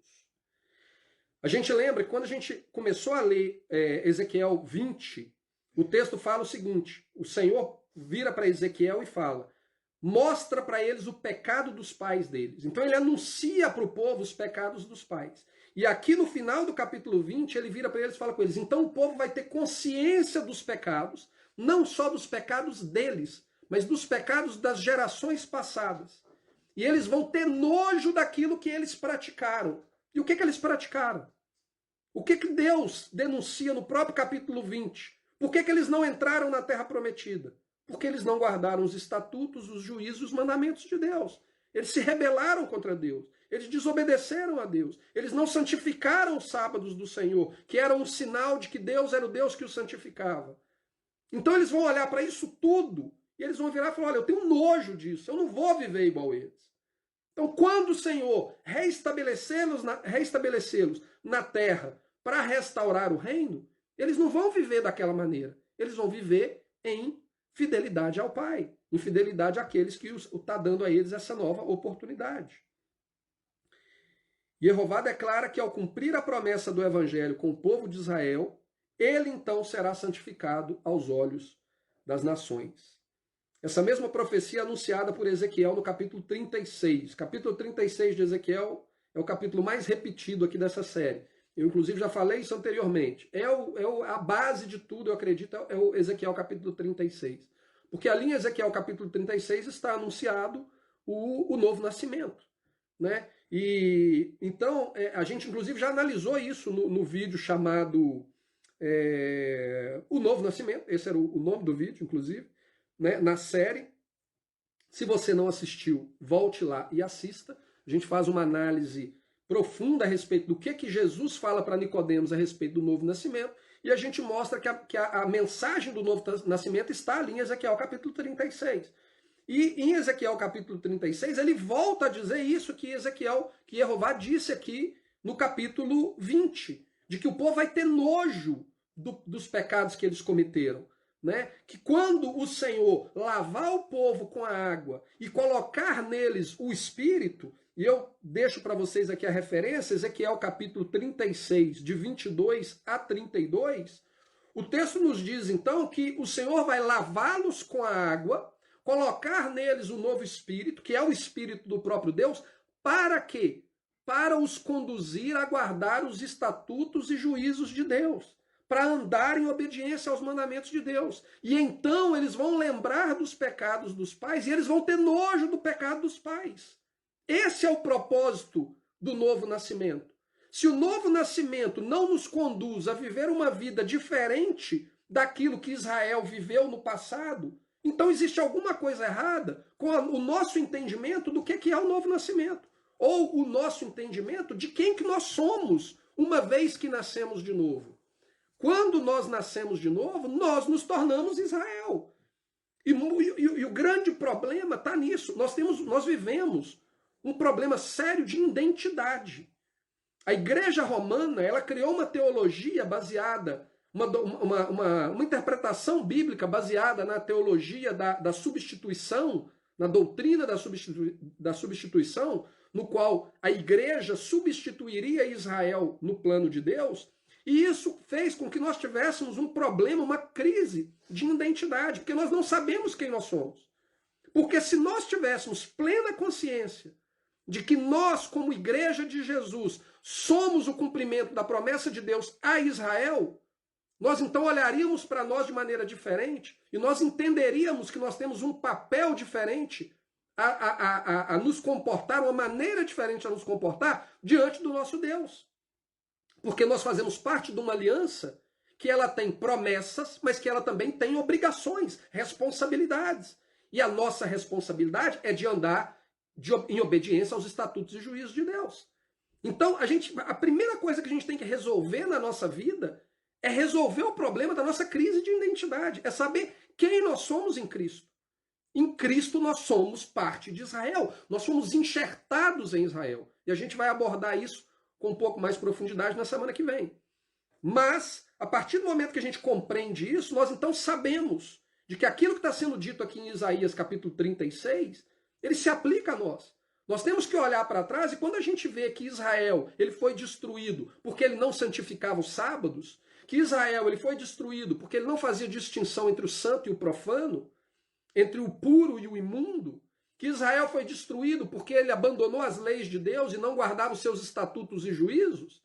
Então, quando nós olhamos para ele, nós devemos ter nojo disso e falar, não, então eu, ao contrário daquele Israel que foi destruído, eu tenho que santificar os sábados, eu tenho que fazer distinção entre o santo e o profano, eu tenho que fazer distinção entre o puro e o impuro, e eu tenho que guardar os estatutos e juízos de Deus, porque este é o resultado do novo nascimento em mim.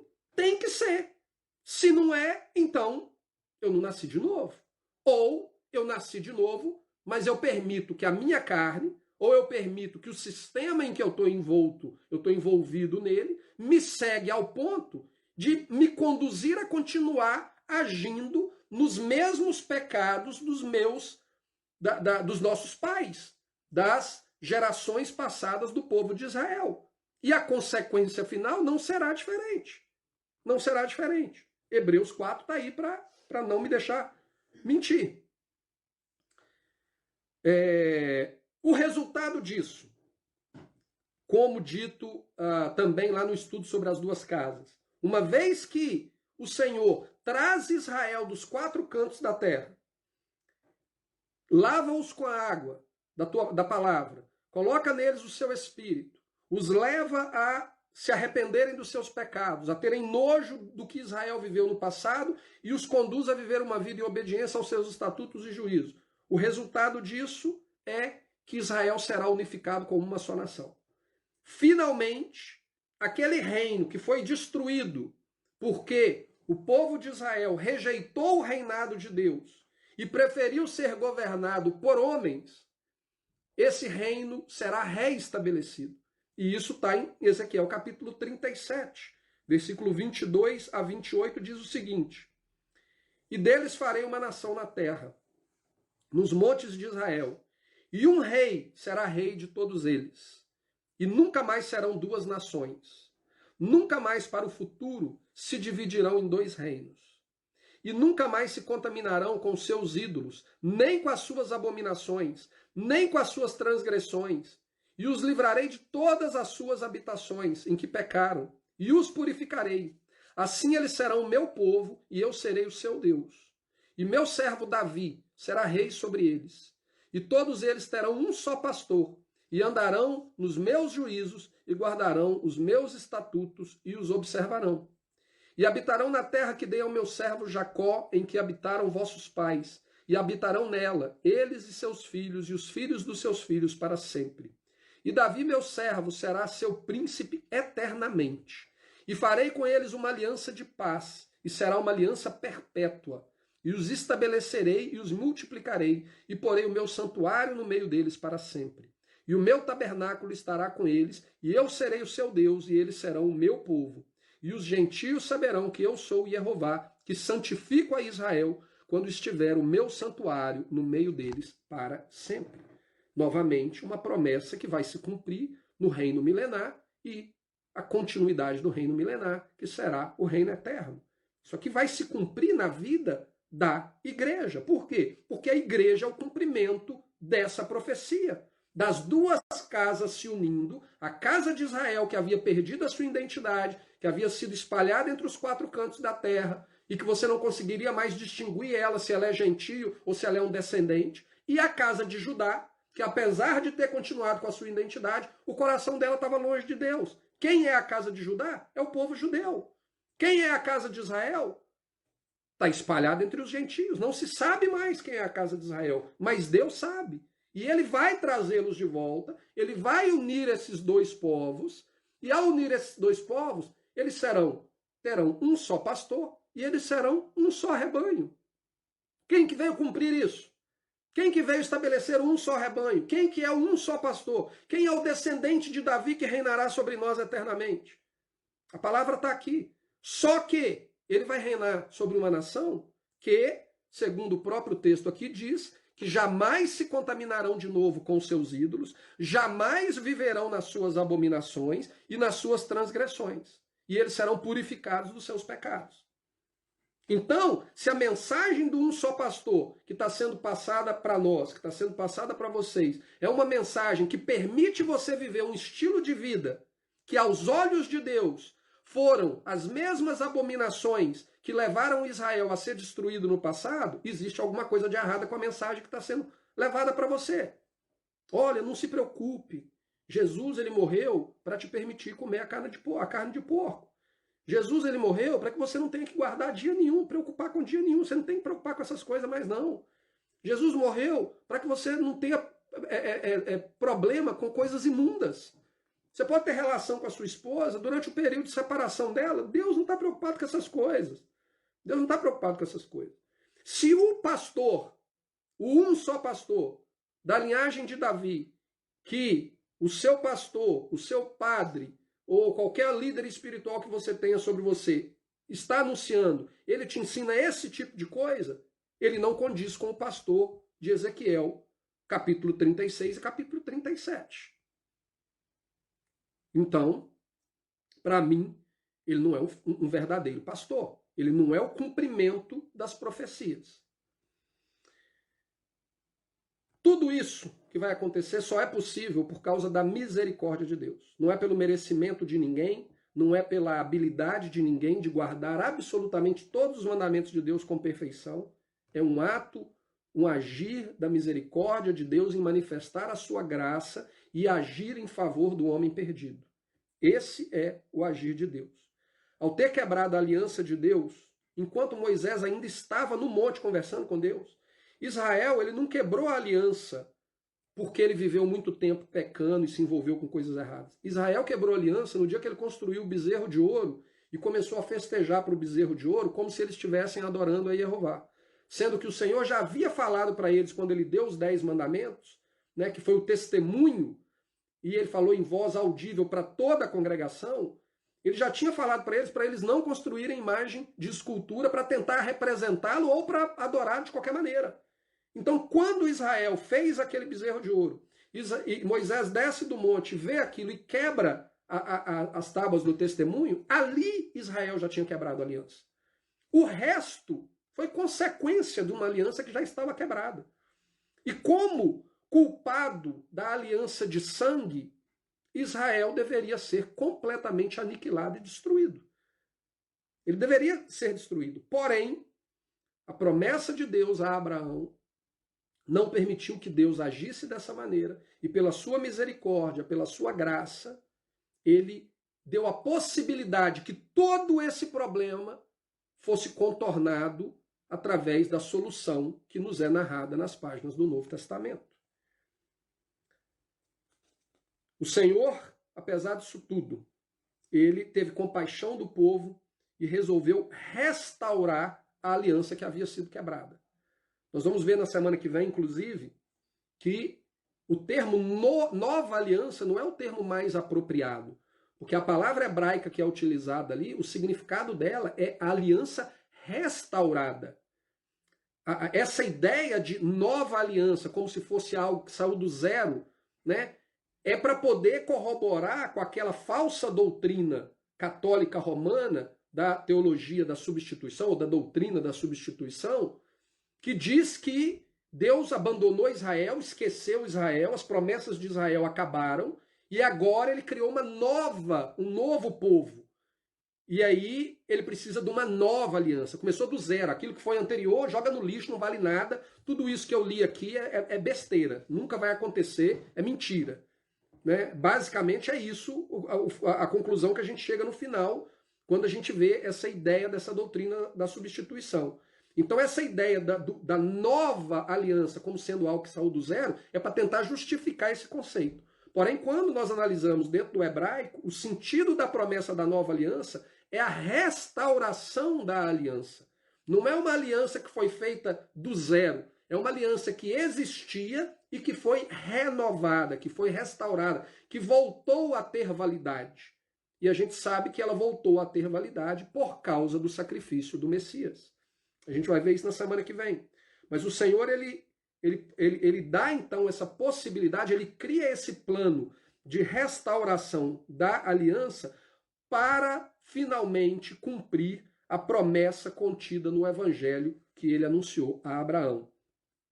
E isso está em Jeremias capítulo 31. Jeremias capítulo 31, versículo 1 diz assim: Naquele tempo, diz Jeová, serei o Deus de todas as famílias de Israel, e eles serão o meu povo. 31, versículo 7 a 10. Porque assim diz o Senhor: Cantai sobre Jacó com alegria, e exultai por causa do chefe das nações. Proclamai, cantai louvores, e dizei: Salva, Senhor, o teu povo, o restante de Israel. Eis que os trarei da terra do norte, e os congregarei das extremidades da terra, entre as quais haverá cegos e aleijados, grávidas e as de parto juntamente. Em grande congregação voltarão para aqui.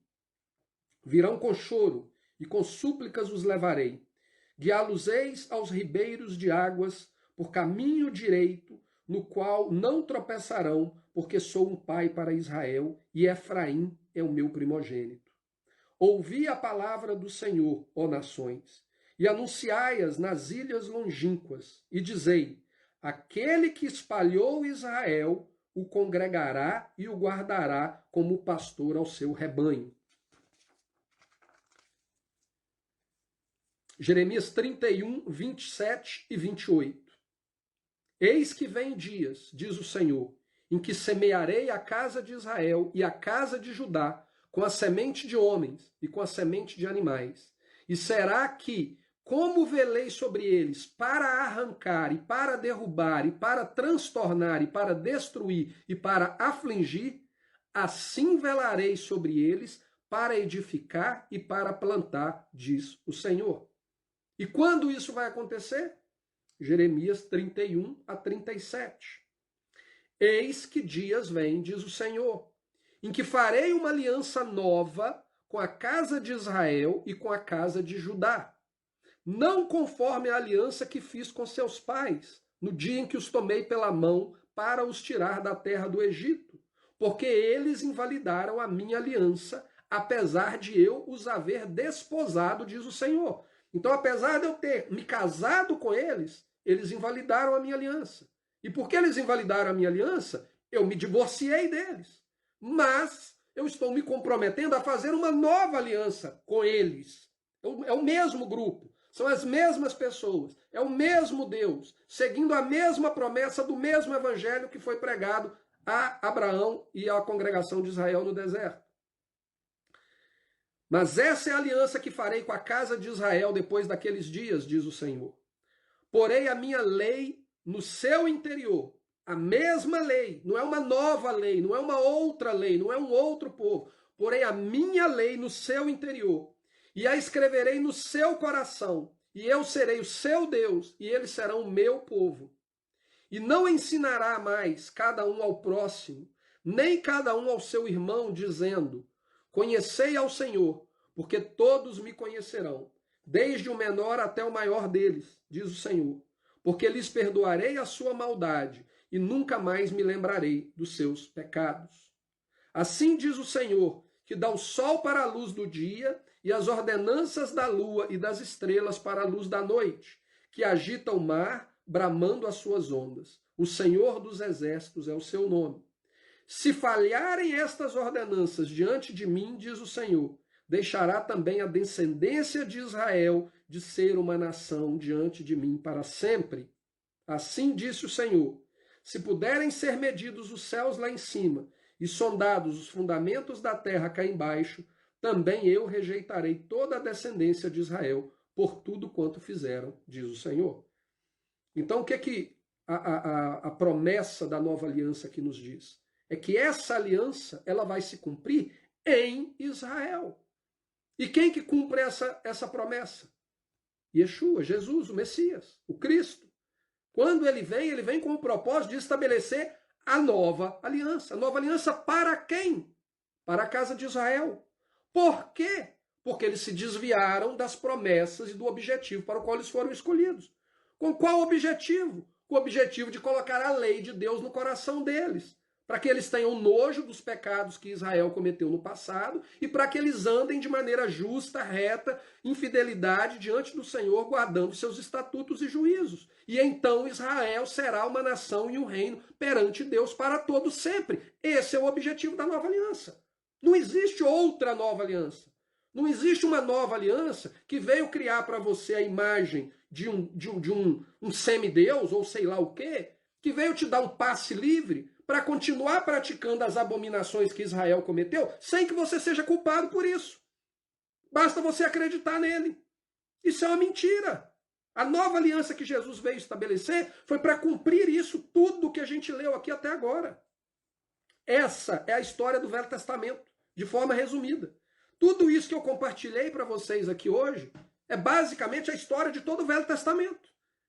Deus escolheu um povo, Deus determinou que esse povo tinha um propósito de ser um povo santo. Através desse povo ele traria a salvação para toda a humanidade. Esse povo se desviou do propósito dele, abandonou o propósito dele. Durante um milênio inteiro, Deus levantou profetas e profetas para chamar o povo de volta. Retorna, chuva, arrepende-se, volta. Até que na plenitude dos tempos, ele levanta o profeta dos profetas, o profeta de Deuteronômio capítulo 18, para que ele cumpra o propósito de estabelecer a nova aliança e, através do agir do Espírito de Deus que vai ser colocado no povo, capacitar o povo finalmente a cumprir esse propósito. E nós fomos salvos para cumprirmos este propósito. E se nós não cumprirmos este propósito, existe alguma coisa errada conosco. E nós vamos pagar um preço alto por isso. São inúmeros os textos dos profetas que eu poderia ter usado aqui para contar exatamente a mesma história. Porque essa é a história do Velho Testamento. A história do Velho Testamento é a obra de Deus em prol de restaurar a sua criação e de cumprir a promessa que ele fez a Abraão, Isaque e Jacó. E isso vai se cumprir nas páginas do Novo Testamento. O Novo Testamento é a narrativa do cumprimento desta promessa.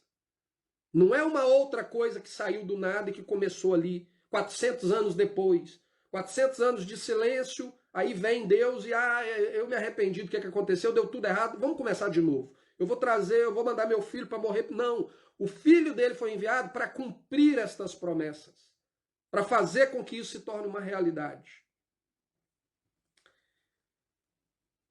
Deus escolheu um homem e a ele anunciou o seu evangelho. E as boas novas que Jeová anunciou a este homem é que através dele, Jeová estabeleceria um reino. E através deste reino, ele traria salvação para todas as nações da terra. Mas esse povo se desviou dos seus caminhos e não cumpriu o propósito para o qual ele foi escolhido, quebrando a aliança de Jeová e merecendo total destruição como resultado disso. Porém, Jeová, cheio de graça e misericórdia, preparou para si um plano para redimir seu povo e levar a cabo o propósito original para o qual ele foi criado, para o qual esse povo foi criado. Todos os profetas contam a mesma história e apontam para o mesmo plano. Plano este que seu cumprimento está registrado nas páginas do Novo Testamento. Para compreendermos a mensagem do Evangelho do Reino, que foi pregado por Yeshua durante o seu ministério, e comandada a seus discípulos que fosse pregada até o tempo do fim, para testemunho a todas as nações, nós devemos fazê-lo tendo em mente todo esse pano de fundo estabelecido pelo próprio Deus durante o tempo do Antigo Testamento, quando ele mesmo anunciou o Evangelho àqueles que ele escolheu e estabeleceu para cumprir o seu plano de salvação de toda a humanidade. Então, na próxima semana, nós vamos concluir esse estudo sobre o Evangelho do Reino e nós vamos ver que, a exemplo do que diz o autor de Hebreus, no capítulo 4, o mesmo Evangelho que foi pregado a eles no deserto, o Evangelho que foi pregado no Velho Testamento, é o Evangelho que foi pregado para nós. Portanto, nós devemos ter atenção de não cairmos no mesmo erro que eles caíram e, em razão disso, como resultado disso, perdermos o direito de entrarmos no descanso do reino eterno de Jeová. Então, assim a gente conclui o nosso estudo de hoje. Fico aberto aí para perguntas, comentários, questionamentos. E a semana que vem, com certeza, a gente encerra essa parte da cronologia dos evangelhos, onde nós estamos tratando sobre o evangelho do reino. Nós vamos ver que a mensagem é a mesma. Apresentada talvez de uma maneira diferente, mas a mensagem é exatamente a mesma.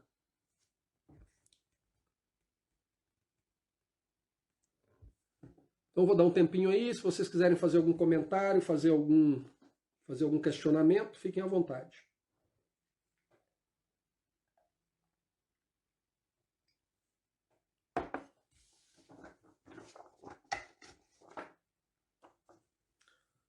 Aparentemente não temos comentários. Se alguém estiver escrevendo um comentário aí, manda um joinha assim, que aí eu espero. Senão eu vou dar por encerrado. Se ninguém estiver comentando, manda um coraçãozinho. Eu acho que nós não temos perguntas, como sempre, né? Quase sempre nós não temos muitas perguntas. Mas eu espero que vocês tenham entendido. Eu vou tá tornando disponível esse texto no grupo do Telegram, nosso grupo do Telegram. Eu vou estar tornando disponível o rascunho desse estudo, né? O rascunho não, todo o estudo que eu estou fazendo questão de documentar ele, esse estudo, para talvez um dia, sei lá, fazer alguma coisa, um livro PDF, um e-book, alguma coisa assim. Mas eu vou tornar ele disponível para vocês, porque aí fica mais fácil de vocês irem nos textos, voltarem ali no estudo, analisarem o estudo. Então eu vou tornar isso disponível para vocês no grupo do Telegram. E quem por acaso assistir esse vídeo no futuro e não fizer parte do nosso grupo do Telegram, eu vou deixar no comentário, eu vou deixar o link para que você possa entrar no nosso grupo do Telegram, onde a gente tem ali a oportunidade de ter um contato, né, mais próximo e debatermos esses temas de maneira mais livre, tá bom? Então agradeço aí os comentários do Tapias, do Antônio. Louvado seja Jeová por ele nos dar a oportunidade de compreendermos a palavra dele. Então fiquem na paz, shalom a todos vocês.